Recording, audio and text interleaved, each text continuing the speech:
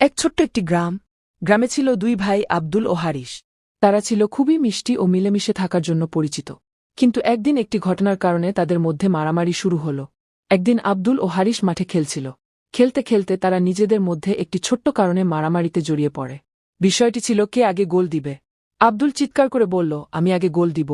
হারিস তখন উত্তেজিত হয়ে বলল, না, আমি আগে গোল দিব। এই ছোট্ট কারণটি এক পর্যায়ে মারামারিতে রূপ নেয়।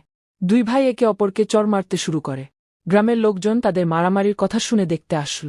তাদের দুজনকে আলাদা করার জন্য চেষ্টা করল, কিন্তু আব্দুল ও হারিস তখন এতটাই রেগেছিল যে তাদের আলাদা করা অসম্ভব ছিল।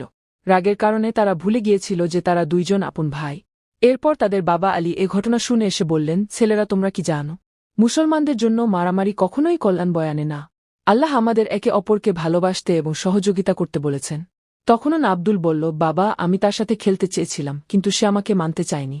হারিস এটা শুনে বলল, আমি তো শুধু আমার দাবি করছি, সে কেন আমাকে মেনে নেবে না।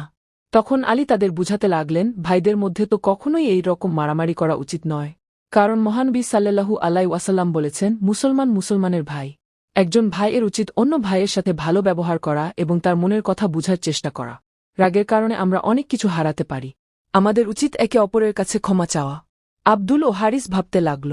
তারা বুঝতে পারল তাদের মারামারি করার জন্য কোন সঠিক কারণ নেই। তারা দুজনেই নিজেদের ভুল বুঝতে পারল এবং একে অপরকে ক্ষমা করার সিদ্ধান্ত নিল। আলী তাদেরকে আলিঙ্গন করে বললেন, এখন তোমরা একসঙ্গে খেলো এবং সবসময় একে অপরকে সহযোগিতা করো। মনে রেখো, মুসলমান হিসেবে আমাদের ভাই অমূল্য রতন। এরপর থেকে আব্দুল ও হারিস আবারও মিলেমিশে খেলতে লাগল।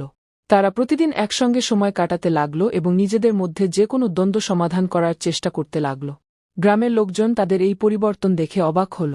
তারা বুঝতে পারল যে মারামারি কেবল ক্ষতি করে, কিন্তু ভালোবাসা ও সহযোগিতাই পরিবারকে শক্তিশালী করে।